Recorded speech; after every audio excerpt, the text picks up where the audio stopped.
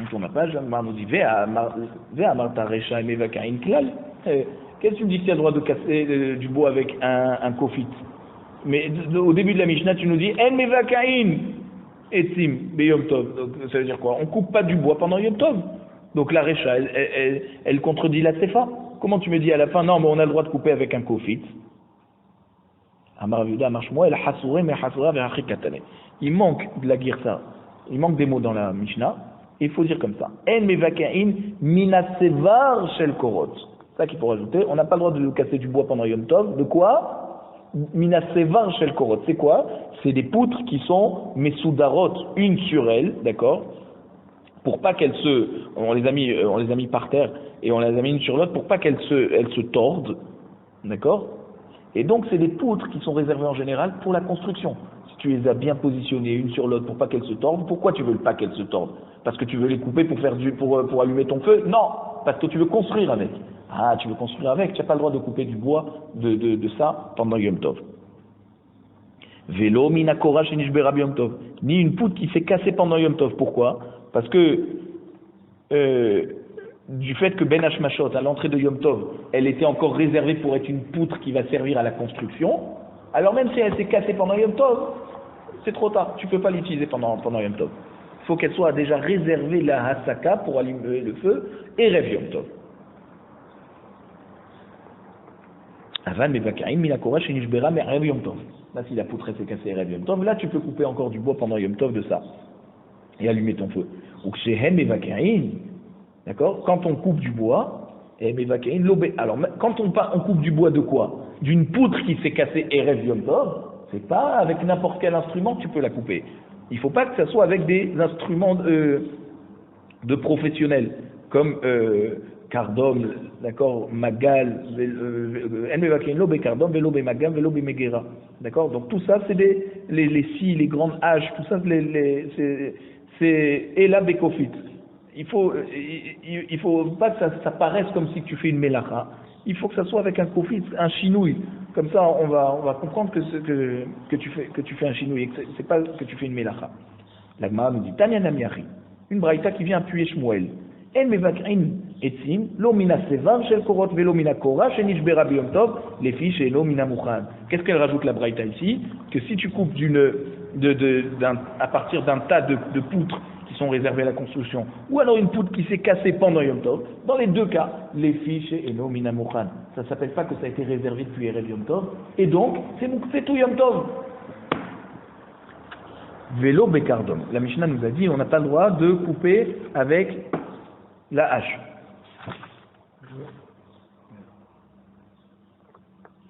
Amar Rav Chinena bar Shelem Yamishmede Rav. Rav Chinena bar Shelem, il nous dit au nom de Rav. Loshano et la benakvut shelo. Tout ce qu'on a dit dans notre au nom de Rav, c'est-à-dire tout ce qu'on a dit qu'on n'a pas le droit de couper dans la Mishnah avec une hache, seulement benakvut shelo. C'est quoi? Tu n'as pas le droit de couper avec le côté qui est en haut, c'est-à-dire le côté large. Et ce côté, c'est celui-là qui coupe. Parce que là, c'est vraiment, si tu coupes avec ça, tu montres que tu fais exactement pareil qu'en semaine, comme un professionnel, un bûcheron, il ferait. Aval bezarrout chez l'eau, mais le côté zachar, le côté mâle c'est quoi? C'est le côté court, d'accord? Dans la hache, il y a deux côtés en fait qui coupent. Un large et un petit. D'accord? Donc si tu coupes avec le petit côté, alors là c'est moutard. Pourquoi? Parce que déjà tu es en train de faire un chinouille. C'est ce qu'on appelle, c'est plus un ma'aseh ouman. D'accord? C'est plus un geste d'un professionnel. Pshita, c'est évident que tu as le droit. Et là, bekofit tnan. On a dit déjà qu'avec une petite hache, c'est permis. Pourquoi? Là-bas, le kofit, il a deux côtés qui sont petits et qui sont aiguisés.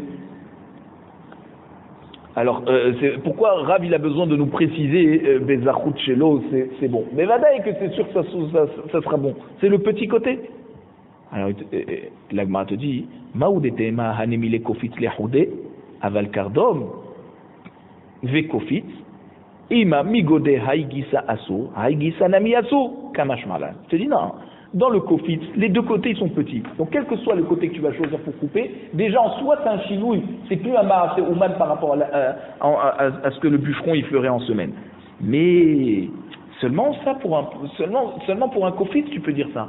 Dans un kardom, qu'il y a un côté large, qui est le côté que les professionnels, les bûcherons utilisent, alors peut-être tu aurais dit même que l'autre côté il est petit, du fait que le côté interdit il est sur la même hache, d'accord? Alors on n'utilise pas la hache, même le petit côté. Ah, le kofit, il a les deux côtés qui sont petits, c'est pour ça qu'on a permis.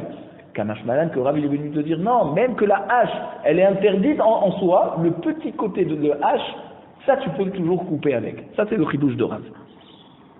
Veka de matnela sefa. Il y en a qui enseignent le diouk de Rav, Chinena Barchelamia, au nom de Rav, sur la sefa. Quand la sefa nous dit Ela Bekofi, que tu as le droit de casser seulement du bois avec le kofit, Amarav Chinena Barchelamia Mishme de Rav, Loshanu Ela Be Zachut Shelo. D'accord? C'est seulement le côté Zachar, le petit côté que tu as le droit avec le kofit. Aval Benakvut Shelo, le côté large, Atou. C'est interdit. La Gemara te dit pshita, c'est évident que c'est seulement sur le petit côté, parce qu'il faut que ça soit pas maasé ouman. Vélo bekardom, c'est écrit, tu n'as pas le droit de te faire avec la hache. Donc c'est vadaï que quand on parle de la hache, c'est le grand côté. Maoudetema anemi le kardom, aval bekofit vekardom, imamigo de haïgisa share, haïgisa nami share, kamashmala. Il te dit non.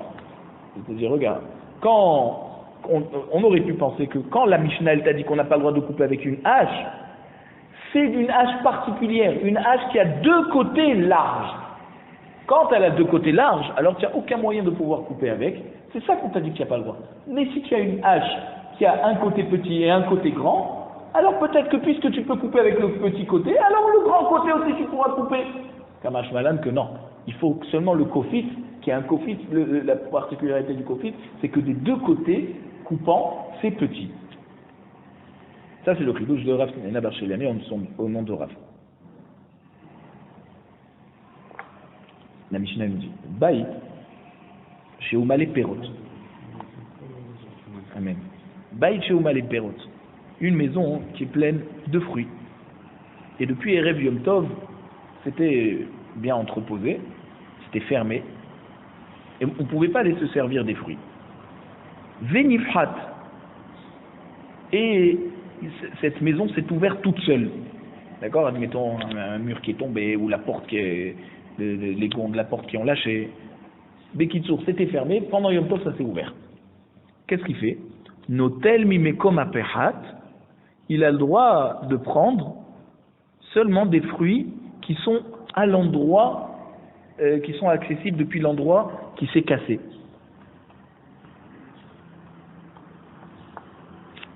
Rabbi Meir Omer, af pochet lechatrila venotel. Il a le droit, une fois que ça s'est un peu ouvert, il a le droit d'agrandir le trou, d'accord, lechatrila, et de prendre les fruits et les tzorech yom tov.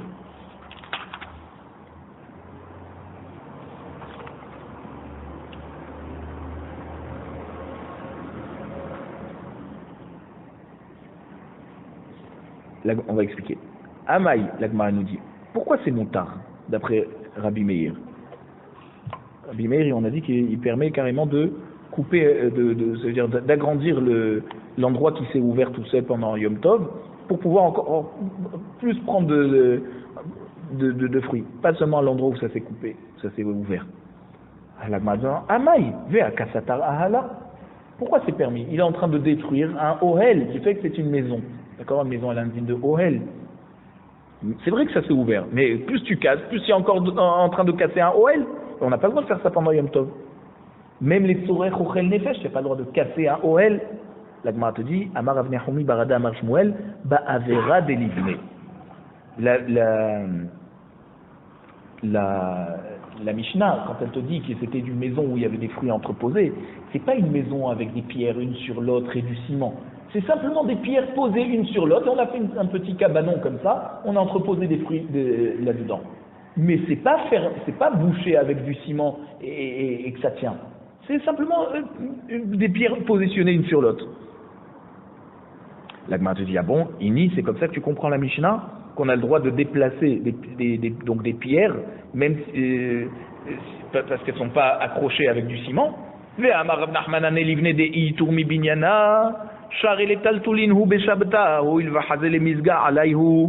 Voici que Rab Nachman il nous dit c'est livné de itur mi binyana. Donc ces pierres qui sont restées après qu'on a terminé de construire la maison, d'accord? Il y a toujours des pierres un peu par terre comme ça, c'est-à-dire des pierres qui n'ont pas servi finalement. Alors ceux-là, tu as le droit, tu as le droit de les prendre pendant le Shabbat, d'accord? De les déplacer. Pourquoi? Parce qu'on a le droit parce qu'ils peuvent servir à ce qu'on s'assoie dessus. Donc, comme ils sont plus réservés pour la construction, puisque tu as terminé de construire, à quoi ils servent? Ils changent d'utilisation. Ils servent à être utilisés pour s'asseoir dessus. Et c'est comme si tu déplaçais une chaise. Par contre, Sharginhu, si maintenant ces pierres qui sont restées en plus, il les a quand même positionnées une sur l'autre pour en faire un tas, Vadai Aktinhu. Alors là, c'est sûr qu'il les a rendus Mukhtse, parce qu'il compte construire autre chose avec. Sinon, on ne les aurait pas posées en tas. Et donc, même si tu pourrais t'asseoir dessus, elles sont quand même Mukhtse. Donc, on pose la question. D'après Shmuel qui nous dit que la Mishnah, elle parle de pierres qui sont Mesoudarot, comment Rabbi Meir, il a permis de détruire et de prendre des fruits de là-bas? C'est Mukhtse. Si c'est Mesoudar, c'est que ça peut servir à la construction encore. La Gemara te dit, Amar Rabbi Zira, Biyom Tov Amro, Aval Lo Beshabbat. Rabbi Zira nous donne une réponse originale. Il nous dit, tout ce que notre Mishnah a permis, donc au nom de Rabbi Meir, de détruire une maison où les pierres ne sont pas liées les unes entre elles avec du ciment, elles sont simplement posées une sur l'autre, même qu'elles sont posées une sur l'autre et que tu aurais pu considérer que ça s'appelle encore quelque chose qui est réservé à la construction, elles ne sont pas éparpillées, malgré tout tu as le droit de détruire d'enlever les pierres pour prendre les fruits. Pourquoi? Parce qu'il y a la Simcha du Yom Tov. Alors là on t'a autorisé, mais si c'était Shabbat, tu n'aurais pas eu le droit effectivement. Même qu'il n'y a pas de ciment, du fait qu'elles sont positionnées une sur l'autre, Shabbat, tu n'aurais pas eu le droit. Comme nous a dit Rav Nachman, Tanya Namiachi, Amar Rabbi Meir Omer, tout ce que la Mishnah nous a dit au nom de Rabbi Meir, que tu as le droit de détruire les Khatrila, cette maison, et prendre les fruits, c'est seulement pendant Yom Tov et pas pendant Shabbat. Amar Shmuel. Chotamot shebakarka matir. Donc, Shmuel il nous enseigne. Chotamot shebakarka, c'est quoi? Des portes, c'est-à-dire des couvercles de puits ou de grottes, des portes de grottes. Donc, elles sont accrochées au sol avec des cordes. C'est ça ce qu'on appelle Chotamot shebakarka. Matir, on a le droit de défaire le nœud de la corde pendant Yom Tov pour pouvoir ouvrir le couvercle, parce que c'est pas un nœud, ce qu'on appelle un Kesher Shel Kayama, c'est pas un nœud définitif, ça veut dire un nœud qui tient. Tout le temps, on fait des nœuds qui permettent d'ouvrir facilement et de refermer. Avalo mafkia velo choter. Par contre, il n'y a pas le droit de couper les cordes. Ça veut dire, c'est quoi? Ça veut dire les farek mafkia, c'est de défaire toute la corde. Tu as le droit juste d'ouvrir la corde, mais pas du tout de défaire ou de kol sheken de couper la corde. Ça, tu n'as pas le droit, ça s'appelle détruire, sauter. Maintenant,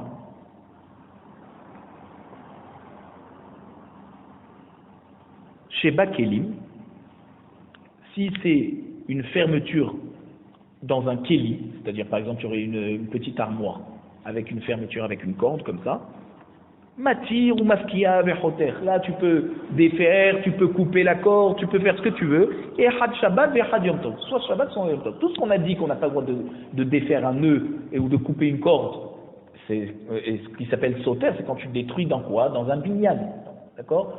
Donc une mehara, c'est un binyan, une grotte, mais si c'est un keli, tu as le droit. La Gemara demande, mais tivé, hotamot shebekarka bashabat matir, avalo mafkia velo choter. Beyom Tov, Matir ou Mafkia Vechoter. Alors, on pose la question, regarde, il y a une braïta. Comment tu me dis que Shmuel, il te dit qu'on n'a pas le droit de défaire des cordes, c'est-à-dire de complètement défaire la corde, ou alors de la couper dans une grotte, même pendant Yom Tov. Regarde, la Braïta te dit tout ce qu'on n'a pas le droit, Chotamot Sheba Karka, Beshabbat, il y a le droit de défaire, mais pas le droit de couper la corde. Ouais, l'eau mafkia avec le choter. Mais par contre, Beyom Tov, Mati ou mafkia avec choter. Là-bas, on n'a pas parlé de Kelim. On a parlé même pour une Me'ara qui est indigne de Binyan, d'accord? Oh, là-bas, on t'a permis pendant Yom Tov de couper la corde carrément. La Gemara te dit, et toujours pour Simchat Yom Tov. Pourquoi moi il a interdit ça même pendant Yom Tov? Il t'a dit on a le droit que dans un Kéli. Et forcément, si on t'a permis pendant Yom Tov de couper, ça veut dire que c'est pas un Issour Tiraminatora, puisque Yom Tov, t'as pas le droit de couper, t'as pas le droit de faire sauter. Or ici, on te dit pendant Yom Tov, tu peux soit Kéli, soit un Binyan, une Me'ara, tu as le droit de couper. Ça veut dire que couper, c'est pas un Issour Minatora.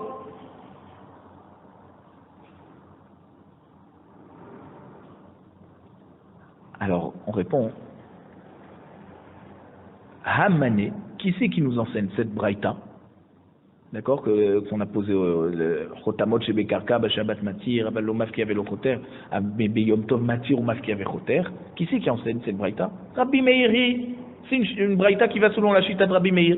De Amar, Af Pochet le Chatrila Venotel. Lui, Rabbi Meir, il t'a permis de détruire pendant Yom Tov. Là-bas dans la petite maison où il y avait les fruits. Ouais, Rabbi Meir, il t'a dit, tu peux prendre les fruits, et pas seulement de l'endroit qui s'est ouvert. Tu peux continuer à enlever des pierres pour enlever les fruits, pour Mishum Simchat Yom Tov. Ou pliguer Rabbanan Ale. Et Chachamim sont cholkim sur lui. Va'ana, de Amre ki Rabbanan.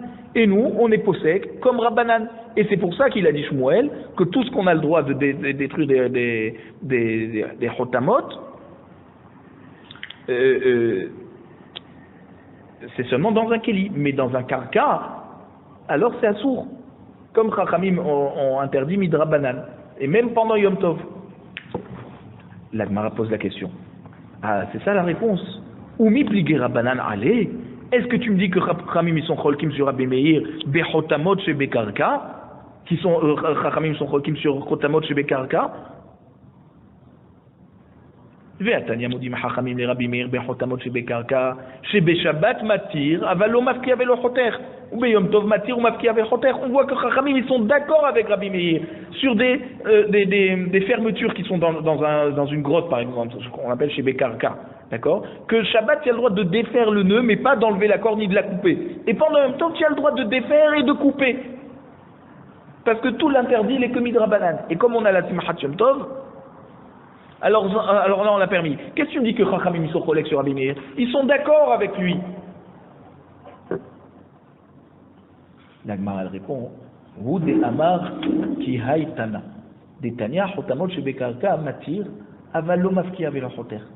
Je te dis, Shmuel, qui a dit que même pendant Yom Tov, on n'a pas le droit de couper des nœuds qui ferment quelque chose dans le karka, dans le sol, lui il pense comme le Tana qui est devant nous. C'est quoi? Des Tanya, parce qu'il y a une braïta qui nous dit Chotamot shebe karka matir. Des Chotamot qui sont au sol, tu as le droit de défaire, avalo mafki avec le choter.